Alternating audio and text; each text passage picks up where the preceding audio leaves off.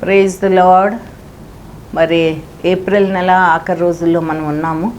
ఇప్పటి వరకు మనం అందరము కూడా లెంట్ 40 రోజులు ప్రార్థన ధ్యానంలో మనం ఉంటూ ఉపవాస ప్రార్థనతో చేసుకుంటూ మరి ఈస్టర్ని యేసు ప్రభు చనిపోయి 3వ దినం తిరిగి లేచిన పునరుద్ధాన పండగను మనం చేసుకున్నాము. మరి నేను గత రోజుల్లో 10 కమాండ్మెంట్స్ చెప్పాను. అది అయిపోయింది ఆ సెషన్. ఇప్పుడు నేను కొన్ని సాక్ష్యాలు, నా జీవిత సాక్ష్యాలు చెబుతూ, అలాగే మనం విశ్వాసంలో ఎలా ఎదగాలి, ఎప్పుడు ఒకే స్థితిలో ఉండకూడదు, ప్రతిరోజు మనం ఎదుగుతూ దేవుని వాక్యం ద్వారా, దేవుని బిడలో పాస్టర్స్, మన దేవుని భక్తుల మాటల ద్వారా మరి మనం దేవునిలో ఎదగాలని కోరుకుంటున్నాను. ఈరోజు నా జీవితంలో దేవుడు చాలా నాకు తోడై ఉండి నన్ను నా జీవితంలో నడిపించారు. మరి అన్ని విషయాల్లో నాకు ఈ వయసు వచ్చే వరకు కూడా దేవుని మీద ఆధారపడడం నేర్చుకున్నాను. ఎన్నో పరిస్థితుల నుంచి పూర్తిగా, ఎప్పుడైతే మనం పూర్తిగా దేవుని మీద ఆధారపడతామో అప్పుడు దేవుడు తప్పకుండా మనతో ఉంటారు. నిన్ను విడువను ఎడబాయను అన్న దేవుడు మనతో ఉంటారు. అన్ని విషయాల్లో మనకు తోడై ఉంటారని నేను నమ్ముతూ, నేనైతే ఆమె కాంకరర్ ఇన్ క్రైస్ట్ అని చెప్తాను. దేవునిలో జయశీలురాల్ని.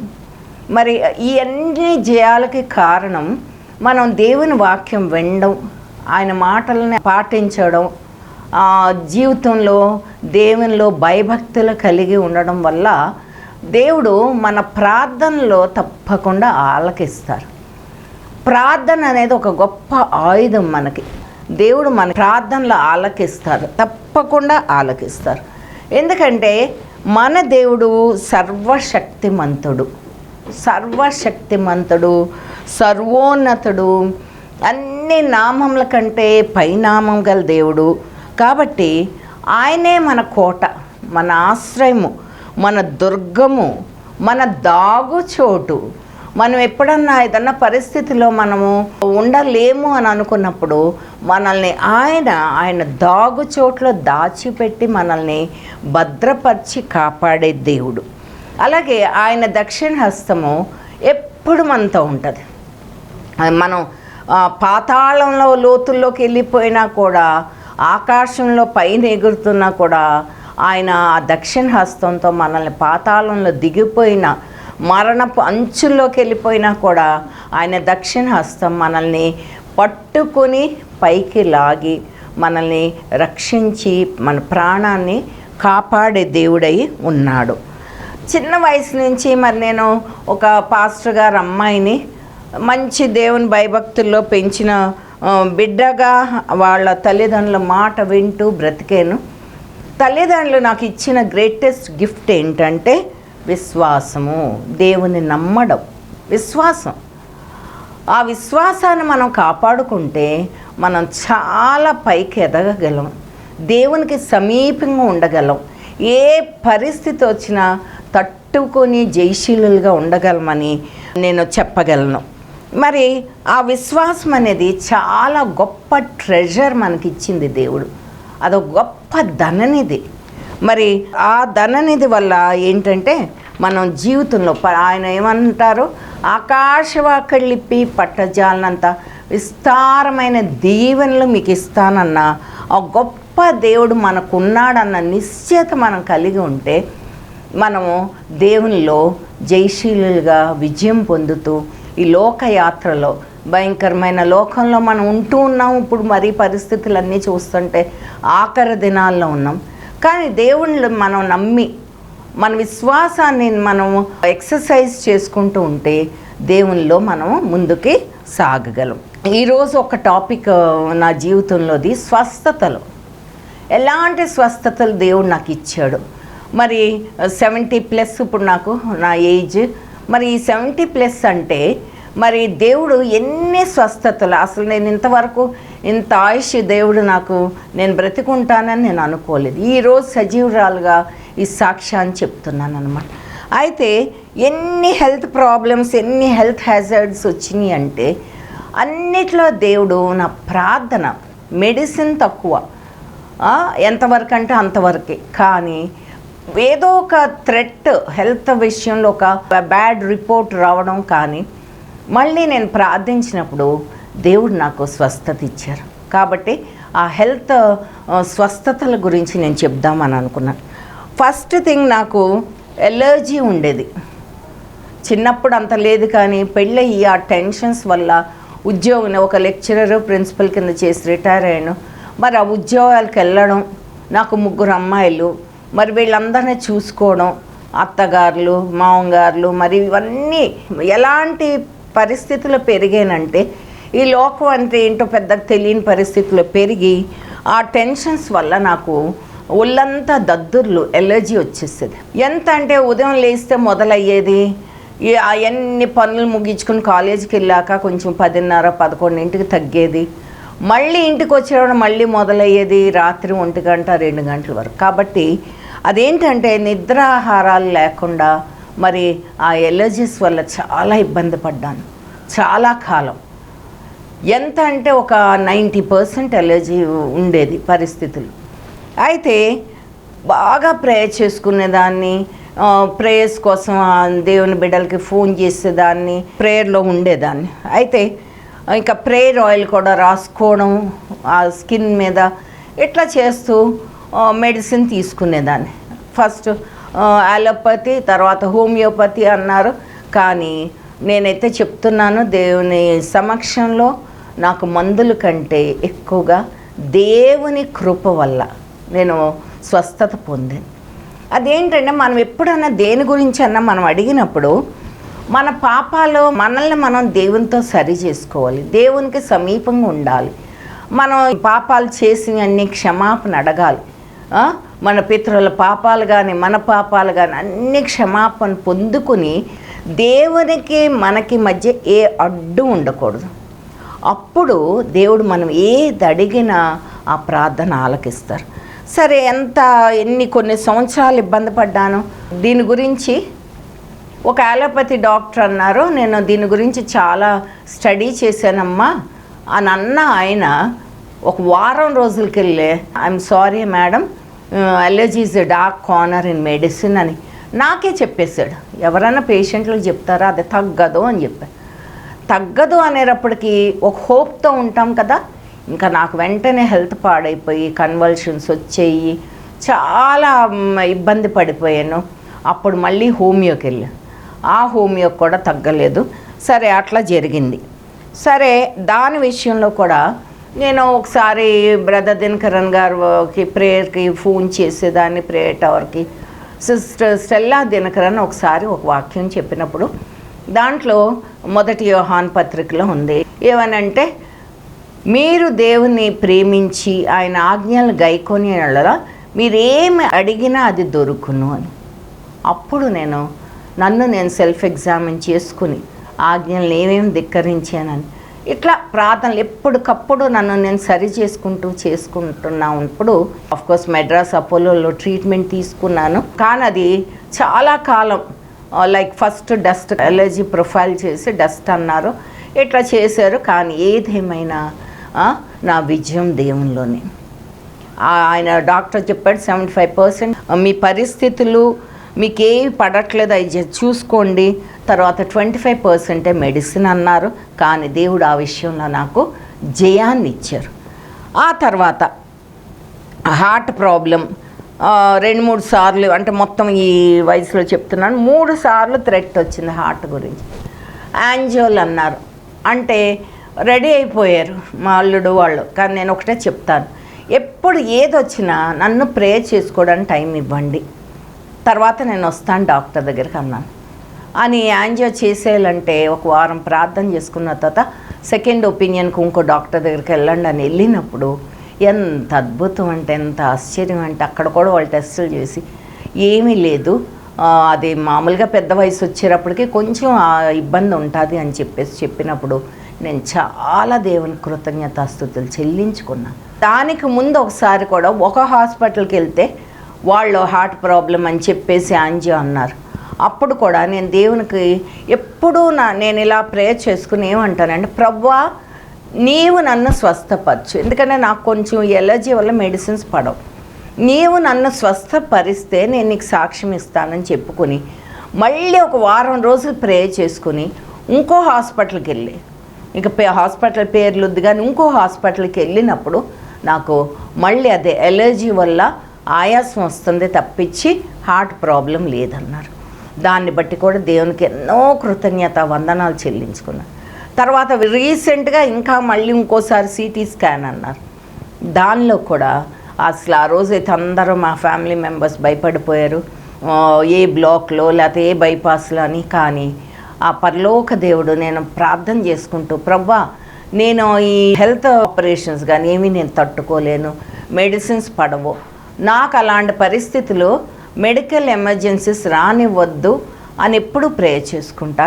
గొప్ప దేవుడు నాకు 3rd టైం హార్ట్ విషయంలో కూడా క్లియరెన్స్ ఇచ్చేశారు. అందుని బట్టి దేవునికి వందనాలు. తర్వాత నా 40-50 ఇయర్స్ అప్పుడు యూట్రస్లో ఒక ఫైబ్రాయిడ్ ఉందన్నారు. అయితే మరి ఆ ఫైబ్రాయిడ్లు అందరికి మీకు తెలిసిందే కదా, మరి మ్యాలిగ్నెన్సీ అవ్వకూడదని ఎంతో ప్రార్థన చేసుకున్నాను. ఆ పీస్ పంపించారు, అప్పుడు లేదు. సరే దేవునికి స్తుతి చెల్లించుకున్నాను. డాక్టర్స్ ఏమన్నారంటే ఏజ్ గ్రో అయ్యే కొద్దీ అది ష్రింక్ అయిపోతుంది, అది మ్యాలిగ్నెంట్ కాదన్న. అయితే మళ్ళీ ఈ మధ్య ఒక 2 ఇయర్స్ బ్యాక్ కొన్ని టెస్టులకు వెళ్ళినప్పుడు అది కనబడిందంట. వెంటనే అక్కడ వాళ్ళు డాక్టర్స్ చెప్తుంటే అమ్మో ఆపరేషన్ చేసుకోవాలండి, ఏం లేదు మేడం అది ష్రింక్ అయిపోతుంది అన్నది. ఎంత గొప్ప దేవుడా చూడండి, ఎంతమందికి అలాంటి విషయాల్లో ఎంత డేంజర్లు వస్తాయి, ఎంత ఎమర్జెన్సీస్ వస్తాయి, ఎన్ని ప్రాబ్లమ్స్ వస్తాయి. అదంట ష్రింక్ అయిపోతుందంట, నో ఆపరేషన్ అనగానే ఆ దేవాది దేవునికి నేను ఎన్నో కృతజ్ఞతాస్తుతులు చెల్లించుకున్నాను. తర్వాత 40 ఇయర్స్ వస్తున్నప్పుడు దేవా నాకు హియరింగ్ ప్రాబ్లం వచ్చింది. హియరింగ్ ప్రాబ్లం వస్తే అసలు ఏం వినబడట్లేదు. అప్పుడు నేను డాక్టర్స్ దగ్గరికి వెళ్తే ఆ డాక్టర్ అన్నాడు, అమ్మ మీ 2 ఇయర్స్ నర్వ్స్ డ్యామేజ్ అయిపోయినాయి, హియరింగ్ ఎయిడ్ పెట్టుకోవాలని అది హియరింగ్ అదేదో చేశారు, టెస్ట్ అంతా చెప్పేశారు.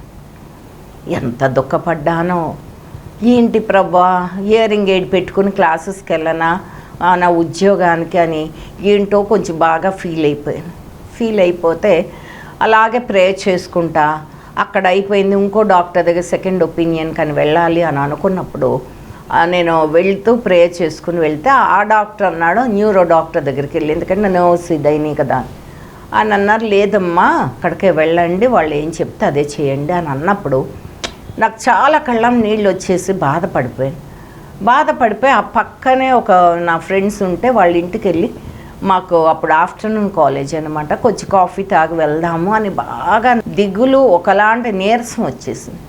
సరే వాళ్ళ ఇంటికి వెళ్ళి అక్కడ ఆ ఇంటి ఆవిడ నా ఫ్రెండ్ మనవరాలు పుట్టి, ఆ మనవరాల్ని చూస్తే చాలా షాక్ తిన్నాను. ఎందుకంటే అదొక నార్మల్ బేబీలాగా లేదు. ఇంకా నాదంతా మర్చిపోయి ఆ అమ్మాయి కోసం ప్రార్థన చేసి అలాగ బిడ్డను ఎత్తుకొని కళ్ళంట నీళ్ళు కారుస్తూ ప్రార్థన చేస్తే అమ్మాయికి 5 ప్రాబ్లమ్స్ ఉన్నాయంట, రోజుల బిడ్డ. అది ప్రే చేసేసేసి సరే ఏదో డ్రింక్ ఇస్తే తాగి బయటకు వచ్చి, నేను స్కూటర్ డ్రైవ్ చేసేదాన్ని 2 వీలరు, అది ఎక్కి వెళ్తుంటే దేవుడు నాతో మాట్లాడారు. ఏమని అంటే చక్కగా వినబడుతుంది స్వరం. ఏంటి 40 ఏళ్ళు వచ్చాక అవయవాలన్నీ ఒక్కోటి క్షీణిస్తూ ఉంటాయి, ఎందుకు అంత బాధపడుతున్నావు? మరి ఈ 40 సంవత్సరాల్లో నిన్ను నీ 3 పిల్లల్ని ఎంత అందంగా సృష్టించాను, ఏ అవటితనం లేకుండా ఏ అవయవంలో ఇబ్బంది లేకుండా చేశాను కదా, బ్రతికిచ్చాను, మంచిగా ఆరోగ్యాలు ఇచ్చాను, మరి ఇప్పుడు ఎందుకు దిగులు పడుతున్నావు? ఆ బిడ్డను చూడు, ఆ బేబీని చూడు, ఆ బేబీ పరిస్థితి ఏంటి అని చెప్పేసి దేవుడు నాతో మాట్లాడుతుండ నాకు చెంప మీద కొట్టినంత పని అయింది. అలా స్కూటర్ మీద వెళ్తుంటే కళ్ళంట నీళ్ళు వస్తా కాలేజీకి వెళ్ళిపోయి గబా స్టాఫ్ రూమ్లోకి వెళ్ళి అక్కడ మొహం కడిగేసుకుని తుడుచుకుని మళ్ళీ క్లాసెస్కి వెళ్ళి ఆ రోజు కూడా ఏదో టాపిక్, నేను ఇంగ్లీష్ లెక్చరర్, ఏదో టాపిక్ వస్తే పిల్లలతో కూడా ఇదే మాట్లాడాను. ఎవరన్నా అవుట్ వాళ్ళు ఉన్నారా మన క్లాస్లో అంటే 60 మంది 70 మంది ఉండేవాళ్ళు, ఎవ్వరికీ లేదు. కాబట్టి మనమందరం దేవుని స్తుతి చెల్లించుకోవాలని ఆ రాత్రి నా బిడ్డల 3 కూర్చోబెట్టుకొని ప్రార్థన చేసుకున్నాం. ప్రభువా ఎంత గొప్ప దేవుడివి నీవు. మరి నేను ఒక వయసు పెరుగుతుంటే ప్రాబ్లమ్స్ వస్తాయి కాబట్టి నేను ఎందుకు దిగులు పడుతున్నాను, ఐఎమ్ రియలీ సారీ జీసస్ అని చెప్పుకుని, ప్రభువా నువ్వు ఏది ఇచ్చినా అది భరిస్తాను, సరే ప్రభువా అని చెప్పేసి ఒప్పుకున్నాను.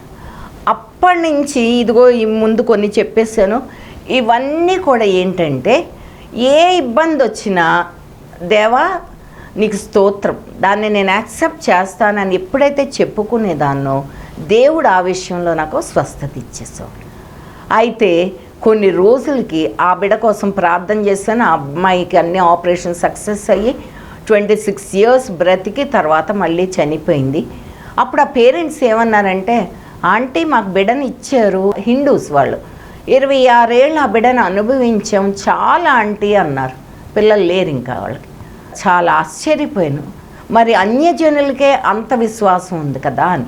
సరే నేను అప్పటి నుంచి కూడా ఏ ప్రాబ్లం వచ్చినా సరే ప్రభువా భరించే శక్తి, స్వస్థత అని చెప్పేసి చెప్పుకోవడం ఎప్పుడైతే యాక్సెప్ట్ చేసానో నాకు ఆ ప్రాబ్లం తగ్గిపోయేది అనమాట. అలాగే బాగా దగ్గు, జలుబులు, లంగ్ ప్రాబ్లమ్స్ వచ్చాయి, ఆయాసాలు వచ్చేసాయి దీనివల్ల. అయితే ఒకసారి నన్ను ఒక హాస్పిటల్లో అడ్మిట్ చేశారు. ఏంటంటే లంగ్స్లో ఫ్లెమ్ గట్టిగా అయిపోయి క్యాన్సర్ ఏమో, అది తీయాలి, తీసి మ్యాలిగ్నెన్సీ టెస్ట్ చేయాలన్నారు. అనేటప్పటికీ అసలు డాక్టర్ అయితే సిమ్టమ్స్ అన్నీ చూసి ఆ దగ్గుది ఏమని చెప్పారంటే బాగా ఫ్లెమ్ పడేది, ఫ్లెమ్ గట్టిపడిపోయింది లోపల. ఇక మా ఇంట్లో వాళ్ళందరికీ దిగులు. ఆ ఒక నెక్స్ట్ డే ఇంకో హాస్పిటల్కి అదేదో టెస్ట్కి పంపిస్తాము అని అన్నప్పుడు ఆ రాత్రంతా నేను సెలైన్ పెట్టి నా కిందకి దిగి కింద ఒక దుప్పటి వేసుకుని ఒక హెల్పర్ ఉంటే ఆ అమ్మాయితో పాటు దేవుని ఇదే ప్రార్థించి, అది అప్పుడు నేను ఇంకా ఉద్యోగంలో ఉన్నాను, ఏమని ప్రార్థించానంటే, ప్రభువా ఆల్మోస్ట్ నా బాధ్యతలు నువ్వు నన్ను పంపిన పర్పస్ని నేను ఫుల్ఫిల్ చేశాను. నేను చాలా తొందరగా నా ఏజ్లో 3 పిల్లలు పెళ్ళిళ్ళు చేయడం, 5 మనవ సంతానానికి డెలివరీలు చేయడం. మా హస్బెండ్ నాకు 51 years ఉన్నప్పుడే ఆయన చనిపోయారు, చాలా ఎర్లీ డెత్. పిల్లలు ఎవ్వరికి పెళ్ళిళ్ళు అవ్వలేదు. కానీ ఇంత జయశీలరాలుగా దేవుడు నాతో ఉండి నడిపించాడు. కాబట్టి అప్పుడు ప్రార్థన చేశాను, ప్రభువా నాకు క్యాన్సర్ అనేది వద్దు ప్రభు, అలాంటి సఫరింగ్తో నేను చనిపోకూడదు. నీవు ఇప్పుడు పిలిచిన ఇది 2015లో నేను రెడీ ప్రభువా, నన్ను పిలుచుకో, లేదా నీ కొరకు బ్రతికించు, బ్రతుకుట క్రీస్తే చావైతే లాభం అని చెప్పి నేను దేవునితో ఒప్పందం చేసుకుంటే ఆ రాత్రంతా అలా ప్రేయర్లు గడిపి తెల్లారు లేసాగా డాక్టర్ గారు వచ్చి ఆ టెస్ట్కి అంబులెన్స్ వచ్చిందమ్మా వేరే హాస్పిటల్కి వెళ్ళాలని అన్నప్పుడు నాకు అప్పుడు గమనించుకోలే, కొంచెం దగ్గు వస్తుంది, మార్నింగ్ నుంచి వాటర్. అప్పుడు అన్నాను, డాక్టర్ గారండి దగ్గు వస్తుంది అనగానే ఎంత ఆశ్చర్యకరుడైన దేవుడు అంటే, డాక్టర్ గారు అవునా అమ్మా, అయితే ఈ టెస్ట్కి వెళ్ళకూడదమ్మా అని అన్నారు. అమ్మాయ అనుకున్న మనసులో. అంతలోకి ఇంకో మాట, 10 రోజుల నుంచి ఆ హాస్పిటల్లో ఉన్నాను, అమ్మ మిమ్మల్ని ఇంటికి పంపించేస్తాను, మంచి ఫుడ్ తిని రెస్ట్ తీసుకోండి, తర్వాత వద్దురు కానీ అప్పుడు ఈ టెస్ట్ చేద్దాం అన్నారు. ఇక అసలు ఆ హాస్పిటల్లో ఉండడం ఒక పెద్ద జైల్లాగా అనిపించింది నాకు. ఇంకా ఎంత స్థుతి చెల్లించుకుని, ఇంకప్పుడు మా బ్రదర్ అందరూ వచ్చేసారు, చుట్టాలు ఇద్దరిని పిలుచుకున్నాను, నాకు తోడు ఉండమని భయం వేసిపోయేది అనమాట. అలాంటిది అందరం సంతోషంగా ఇంటికి వెళ్ళి కృతజ్ఞతాస్తుతులు చెల్లించుకొని, అప్పుడు మళ్ళీ నాకు అది ఫిబ్రవరిలో జరిగింది. మార్చిలో నేను లెంట్ ప్రార్థనలో ఒక వాక్యం చెప్పాలి. ఏమని ప్రార్థించానంటే, ప్రభువా ఆ రోజుకి నన్ను సజీవురాలుగా పూర్తి స్వస్థతతో నీ మందిరంలో నీ వాక్యం నేను బోధించాలి, నా ఈ వాక్యాన్ని నేను షేర్ చేయాలి, ఈ సాక్ష్యాన్ని కూడా నేను షేర్ చేస్తానని ఒప్పందం చేసుకుంటే దేవుడు నాకు పూర్తి స్వస్థత ఇచ్చారు. అసలు ఏమైందో అదంతా కూడా, అంటే డాక్టర్ అదేదో మెడిసిన్స్ ఇస్తూ ఉండేవాడు, తగ్గిపోయింది. సో అదొకసారి ఒక క్యాన్సర్ థ్రెట్ అయింది. ఇంకొకసారి ఏమైందంటే ఆ బ్రెయిన్కి హార్ట్కి వెళ్ళే వెయిన్ బ్లాక్ అయిపోయిందంట. బ్లాక్ అయిపోతే డాక్టర్స్ చెప్పారు బ్రెయిన్ ఆపరేషన్ అన్నారు. అది మా అమ్మాయి, చిన్న అమ్మాయి పెళ్ళి ముందు. నేను అన్నాను, అమ్మో పెళ్ళి ఉంది అంటే, పెళ్ళి ముఖ్యమా అంటే మీ ఆరోగ్యం ముఖ్యం అన్నారు. సరే అవన్నీ వెల్లూరు కూడా పంపించిన తర్వాత అక్కడ డాక్టర్స్ 2015లో డాక్టర్స్ మాట్లాడి నాతో ఫోన్లో మాట్లాడారు, అపాయింట్మెంట్ ఇచ్చామని. ఎంత అద్భుతకర దేవుడు అంటే అప్పటికే ప్రార్థన చేస్తున్నా, ఇలా చెప్పేదాన్ని. ఇలాగే మాట్లాడుతుంటే ప్రార్థన చేసుకున్నానంటే ఇద్దరు డాక్టర్స్ మాట్లాడి అన్నారు, అమ్మా go ahead, we will not touch the brain now, మీరు బాగానే ఉన్నారు అంటే కంప్లైంట్ ఈజ్ అలాగే ఉంది ఆ రిపోర్ట్స్లో, కానీ God will be with you అని అన్నప్పుడు నేనేమని ప్రార్థన చేసేదానంటే, ప్రభువా స్టంట్లు వేస్తారు కదా, అలాగే నువ్వు యు ఆర్ ఎ క్రియేటర్, నువ్వు సృష్టికర్తవ, నాకు ఒక స్టంట్ వేసి ఆ వెయిన్ని ఓపెన్ చేసి ఇంకో దారి పెట్టేసి అన్నాను. నిజంగా ఇప్పటికి చాలా సంవత్సరాలు అయింది, మరి 15 అంటే ఒక 9 years అయిపోయింది. దేవుడు నన్ను నార్మల్గా బ్రెయిన్ డెడ్ అవుతుంది అన్నారు, ఇమ్మొబిలిటీ వచ్చేస్తుంది అన్నారు. అలాంటిది దేవుడు నన్ను స్వస్థపరిచాడు. ఎందుకు? నేను ఇలాగ దేవునికి సాక్షిగా బ్రతుకుతున్నాను. అలాగే న్యూరో ప్రాబ్లమ్స్ చాలా వచ్చినాయి, ఆ ప్రాబ్లమ్స్ విషయం కూడా దేవుడు సహాయం చేశాడు. తర్వాత నా ఉద్యోగం చేసే లాస్ట్ ఇయర్ 34 years చేశాను. లాస్ట్ ఇయర్ సర్వికల్ స్పాండిలైసిస్ వచ్చేసి అప్పుడు కూడా చాలా తల తిరిగి పడిపోతుంటే ఇంకా మా పిల్లలు అన్నారు, అమ్మ ఉద్యోగం చెయ్యొద్దు, నువ్వు పడిపోయి ఎముకలు ఇరిగిపోతే చాలా కష్టం అని అంటే, అసలు అద్భుతం అన్నమాట. ఆ చివరి సంవత్సరంలో ఎవ్వరో కూడా విఆర్ఎస్లు ఇవ్వరు.